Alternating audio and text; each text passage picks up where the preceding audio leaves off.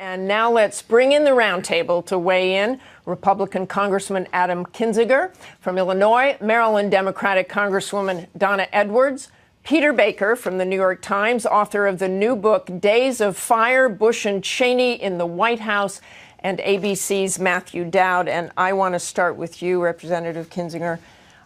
Just react to what you heard from those Tea Party supporters. Those are some genuine emotions. Oh, sure. There's a lot of passion out there. We're a country $17 trillion in debt, and this has to stop. My concern with what's going on, and we saw the interview with Ted Cruz and everything, is we're seeing conservatism, in essence, being redefined in this country. And it's not being redefined by Ted Cruz. It's being redefined by some of these outside groups, your Heritage Action, your Club for Growth, your Freedom Works. And you have a small group in Congress that has really become the surrender caucus. They've surrendered their voting card to the wishes of these outside groups. My voting card says Illinois 16th District, and that's who I represent. Let me ask both of you, and it's essentially what I asked Nancy Pelosi as well. Aren't you humiliated by this week? Aren't you ashamed? The country looks at Congress, all of you, and they're disgusted. Well, Are you ashamed this week? Let's start with you on that. Yeah, I mean, this has been a bad chapter from October 1st to the day we reopened. I mean, this is, you look at, America's the most powerful country in the world, and that's something that I'm very proud to say. But when you look at what's going on, I had a friend in Europe that just wrote me, and he says, I don't understand what's happening. Are you guys going to stay powerful? Are you guys going to stay together? You got to work this out. This has got to happen. It's time for us to come together, and I'm looking forward to it because the president said if we reopen government, he's coming to the negotiating table, so I'm excited to see him there. Is that possible, Representative Edwards? And we got the Wall Street Journal saying 60% of people want to replace all members of Congress. Well, I understand that, but I mean, I'm proud to represent the 4th District of Maryland and an awful lot of federal workers, and to join with 200 of my colleagues among Democrats who voted to reopen government and pay our bills. What really is sad is that 62% of the Republican caucus, I thought it was a small number.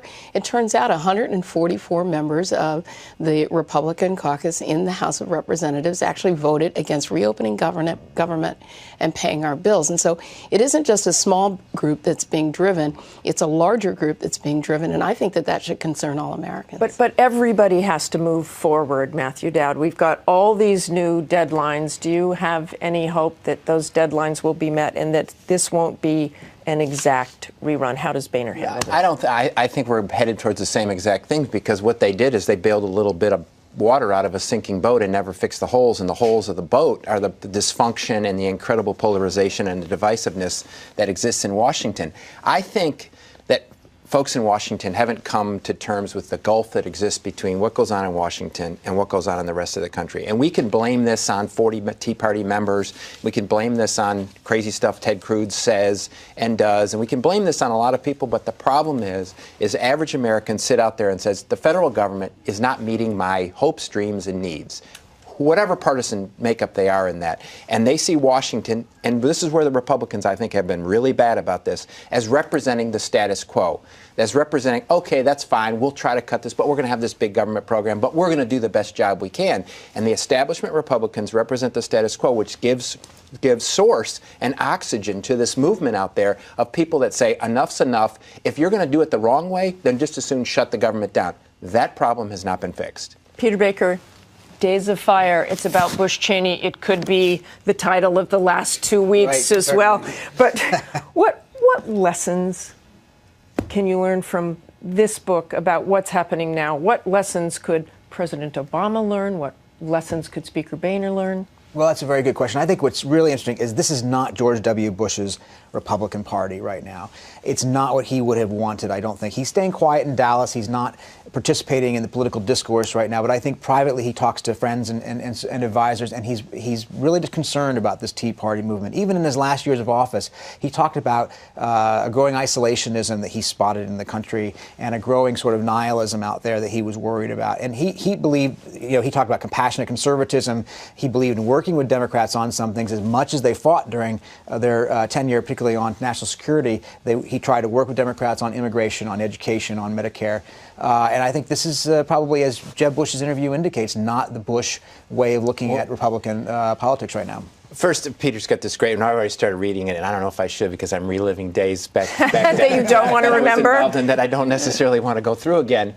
But I think that the fissures that are being exposed in the Republican Party right now are not new today. They existed in 2000 when the president ran for election the first time out. He was able to cover up those fissures because of his name. He was the dominant candidate. But those fissures started to surface in the midst of that. And how do you coalesce that? And we did that in 2000 and 2004. And then they started surfacing in 2008, which is one of the reasons John McCain. But this seems like much more serious fissures. They seem very different, much they're stronger. exposed because I think so. Because the college establishment is no longer in charge of the dorms. The dorms are in charge of the college campus.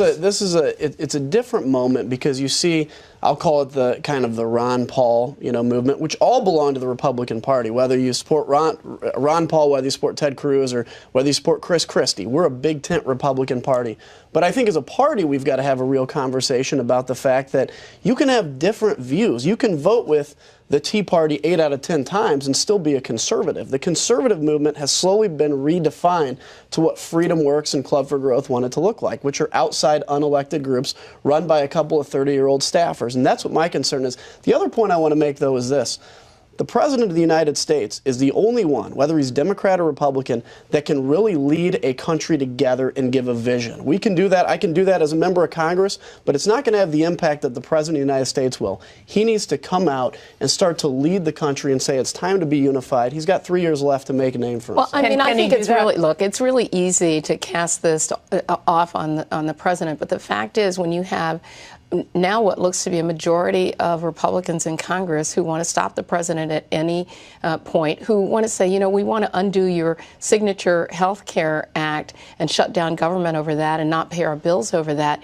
I mean, that really is very extreme. And I think even a president and this president, I think, in my view, as a progressive Democrat, has bent over backwards to try to accommodate the Republican Party and construct bipartisan support. This doesn't sound like we're going to do anything differently. I think that, Martha, part of the real problem in this is, and until this part changes, I think that we're going to be in this situation. We need to redefine winning differently.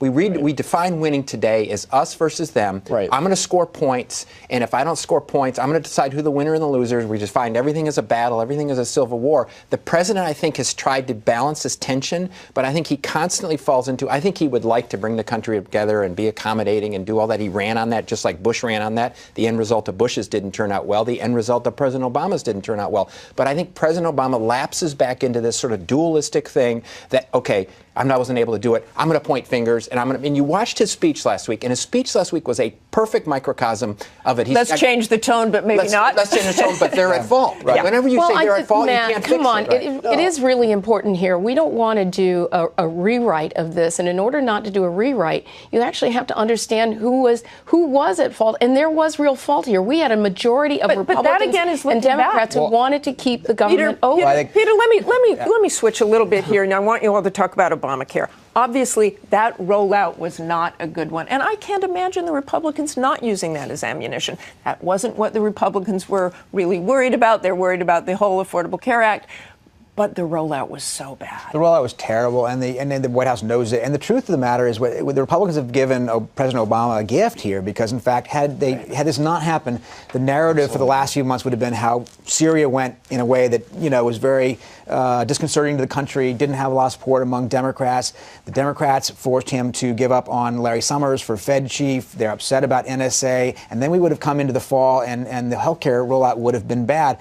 Without doing anything, the Republicans would have sat back and watched as things would have gone badly for President Obama politically. And instead now he comes out looking like a winner, or at least feeling like a winner, whether he should or not. That's the political dynamic in Washington today, and he may be re-empowered to some extent. And Democrats, who were pretty upset at him for various things, now are pretty united and happy to watch Republicans fall apart. I tried signing on the first or second day, 5 different times. I was curious to see, what it would look like, how the technology. It didn't work. It didn't work 5 straight times when I tried to do it. I always said, listen, it is the law of the land. The Supreme Court said it is the law of the land. Elections said it is the law of the land. And I always said the test of this will be in the implementation. The problem for the president and the Democrats in this is the implementation has been disastrous. Okay, let me go around the room very quickly. All of us want to get it right. All of us want to get it right. Everybody wants to get it right, I assume. But Obamacare is still a huge issue going forward. Just very quickly, all of you going around. Will the government shut down again, do you think? Well, it better not.